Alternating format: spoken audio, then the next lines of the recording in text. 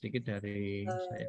Terima kasih Mas Hari. Kebetulan ada yang bertanya Mas di chat ini ya. Saya bacakan ya. Saking wong cilik enggak bertanya ke Mas Hari. Bagaimana kemampuan literasi digital yang wajib dimiliki oleh mahasiswa pada era modern ini?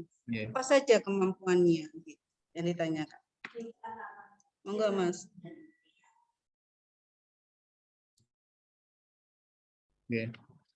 Terima kasih. Kebetulan saya ini sebagian dari orang besar selain Pak Prapto, Pak Mansur kalau di perpustakaan karena berat badan melebihi 70 kilo. Kalau wong cilik berarti di bawah 70 kilo barangkali. Terima kasih pertanyaannya bagus sekali. Barangkali yang pertama itu adalah pernah nggak kita berpikiran bahwa literasi paling sederhana itu adalah bagaimana cara memegang mouse yang baik dan benar, seperti itu barangkali. Mouse yang untuk laptop atau komputer itu loh ya. Pernah saya ditanyakan gitu, bagaimana memegang mouse yang baik dan benar. Ternyata jawabannya itu macam-macam, tapi yang paling masuk akal bagi saya adalah pakai tangan satu saja. Kalau tangan dua itu enggak nyaman banget lah. Artinya memegang mouse yang baik dan benar itu menggunakan tangan satu, tangan kanan atau tangan kiri, tapi jangan tangan duanya. Itu sekedar intermezzo nggih Mas wong cilik ya barangkali ya. Tapi setidaknya kemampuan literasi ini adalah bagaimana kita bisa memahami informasi yang ada, bagaimana kita bisa memahami sumber dari informasi yang kita terima. Seperti yang saya sampaikan tadi, kalau misalkan kita berbicara tentang bahaya COVID ya, bahaya COVID yang membagikan informasi tentang bahaya COVID ini adalah misalkan Kemenkes atau di bidang kesehatan, mungkin itu adalah informasi yang bisa kita terima dengan baik. Tapi ketika berbicara tentang bahaya COVID misalkan itu hanya sekedar blogspot, WordPress atau apapun, itu tentu kita membutuhkan informasi lebih lanjut tentang penguat informasi yang ada itu. Jadi ketika kita mendapatkan informasi itu dari sumber-sumber yang sekiranya memang tidak memiliki kapasitas untuk memberikan informasi itu ya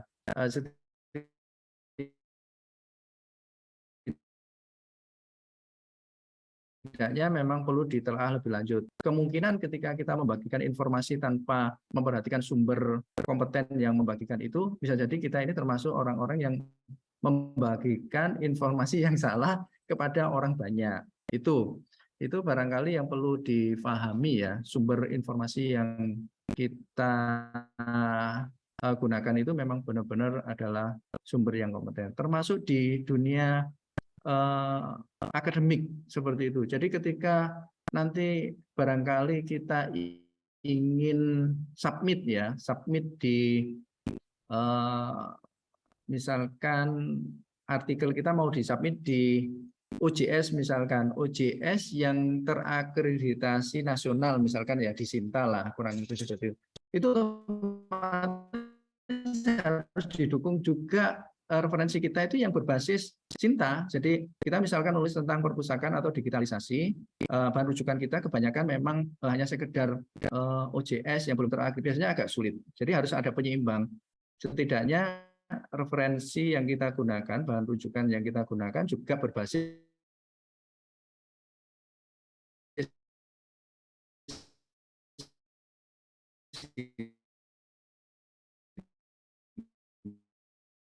putus nyambung. Termasuk ketika kita menggunakan Sinta.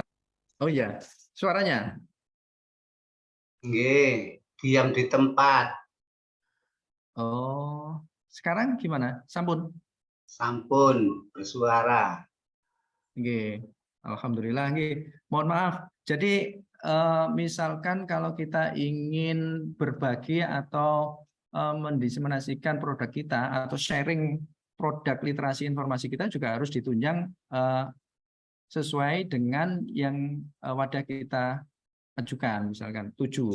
Kalau kita mau terakreditasi misalkan OJS-nya ya otomatis referensi kita juga setidaknya harus memuat yang terakreditasi. Jadi kita kalau misalkan pengen submit di OJS yang Sinta juga harus dikuatkan dengan referensi yang memang itu berasal dari artikel-artikel yang sudah terakreditasi nasional Sinta seperti itu. Barangkali itu Mbak Ana, kurang lebih seperti itu. Jadi yang pertama adalah mengetahui sumbernya, kemudian mengetahui informasi yang ada di dalamnya. Pak Bu, kita bisa menjelaskan apa sih sebetulnya maksud konten yang kita baca ya. Terima kasih Pak Hari atas paparannya yang sudah disampaikan. Ada lagi Mas, ini ada yang baru gabung. Beliau tanya bagaimana untuk di-share akun login ke Springer, Mas. Apa dijawab di monggo-monggo bagaimana? Jadi pada prinsipnya untuk semua e-resource yang kita langgan, baik Cambridge Core, kemudian Springer Link, kemudian ProQuest, itu bisa diakses secara gratis, free, tanpa harus login ketika menggunakan IP kampus. Artinya ketika menggunakan WiFi di kampus, menggunakan jaringan, itu sebenarnya tidak perlu login. Login ini hanya sekedar sebagai alat remote ketika kita berada di luar kampus ya, di luar kampus. Jadi untuk Springer ini silakan nanti ke kampus misalkan begitu ya, kalau misalkan masih di kampus, jadi bikin akunnya itu bisa mandiri. Dengan catatan harus ada di kampus dengan menggunakan internet kampus ya, bukan paket data HP loh ya. Jadi datang ke kampus, kemudian menggunakan WiFi kampus atau kabel fasilitas komputer di kampus, bikin akun, baru nanti bisa digunakan di luar kampus. Kalau selama di kampus menggunakan WiFi kampus tidak perlu login, itu untuk akses e-resource kita ya. Gitu Mbak Ana. Terima kasih Pak Jadi Hari. bikin akunnya harus di kampus dulu ya. Ya, harus menggunakan akun ini ya, maksudnya WiFi kampus ya untuk masuk ke Springer tadi. Ya. Oke. Monggo Bapak Ibu yang mau bertanya, silakan bagaimana tentang literasi digitalisasi pada era modern pada saat ini, mungkin yang baru gabung silakan.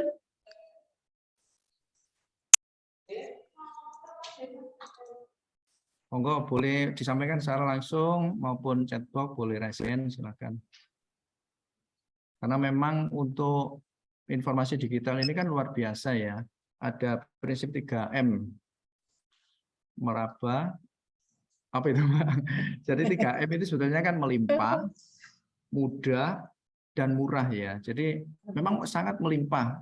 Jadi barangkali ini ya berkah dari pandemi COVID-19 juga, bahwa banyak inovasi-inovasi yang lahir ketika terjadi pandemi itu.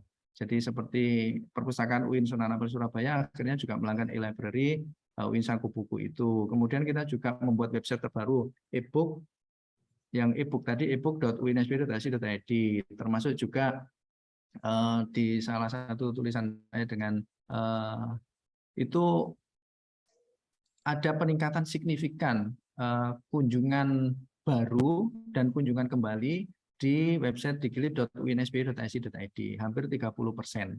Jadi karena pandemi yang tidak memungkinkan menggunakan cetak, kemudian tidak bisa ke perpustakaan, itu akhirnya para masyarakat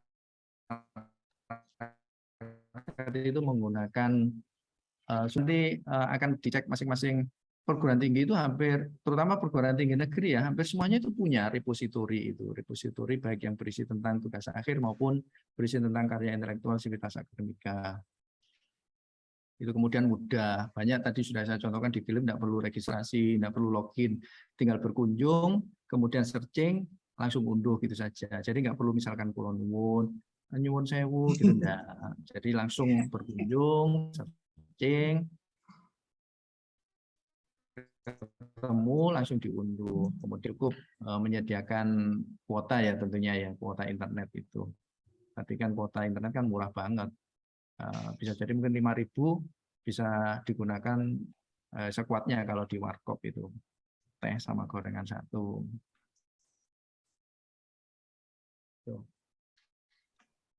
Oke, bagus sekali Mas Hari atas paparannya. Monggo Bapak Ibu yang mau ditanyakan.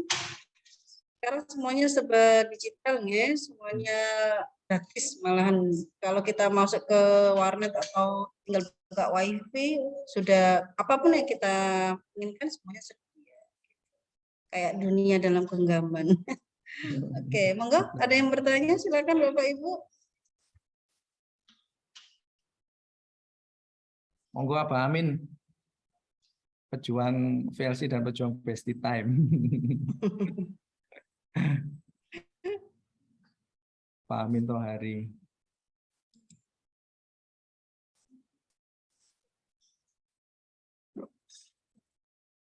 Nggih, barangkali itu Mbak Ana. Nggih, ini sudah 1 jam toh. Nggih. Ya, sudah cukup Mas.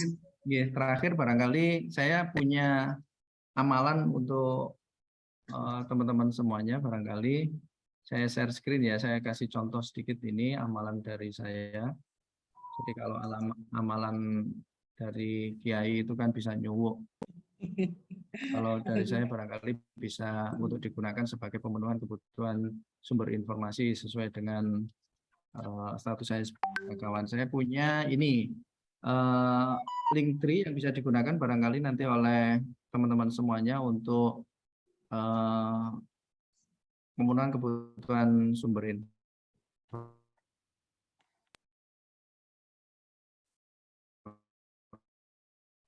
informasi dari beberapa yang saya lain. Ini kalau diklik seperti ini.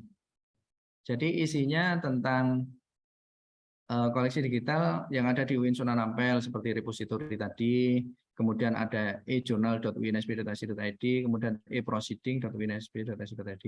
Termasuk juga ada sumber referensi nasional namanya Moraref. Moraref itu ini ada di jurnal PTKI Kemenak RI ini, moraref.go.id, moraref.kemenak.go.id. Itu isinya jurnal UJS yang dikelola oleh perguruan tinggi di bawah naungan Kementerian Agama. Banyak sekali. Saya kasih contoh misalkan satu ya, saya klik ya. Ini adalah moraref.kemenak.go.id. Ada jurnalnya sejumlah ini, 2000 sekian. Artikelnya ada jumlah sekian. Tinggal kita cari di sini saja. Bisa artikel, bisa jurnal. Misalkan artikel pendidikan anak gitu ya. Nah, ini muncul ini. Pendidikan anak ada 932.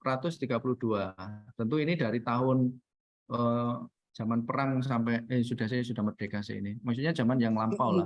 Ini bisa dikecilkan nanti sesuai dengan kebutuhan. Biasanya 5 tahun terakhir ya. Nanti disesuaikan sendiri. Misalkan seperti ini. Ini otomatis dia akan mengecil sendiri. Jadi dari 900 jadi 600. Itu. Monggo ini termasuk juga ada e-book juga nanti e-book gratis ya ini ada Zlib dan juga PDF Drive. Nanti bisa dimanfaatkan monggo untuk teman-teman semuanya. Jadi saya yakin bahwa terakhir Mbak Ana ini ya, terakhir bahwa setiap ilmu pengetahuan itu pasti bermanfaat pada waktunya seperti itu. Jadi jangan pilih membaca, jangan pilih koleksi untuk dibaca. Gitu Mbak Ana, terima kasih. Terima kasih Mas Hari. Alhamdulillah Bapak Ibu, diskusi kita pada siang hari ini dalam apa yang disampaikan oleh Bapak Hari tadi, wawasan kita untuk menjadi lebih baik dan berkembang bersama ya.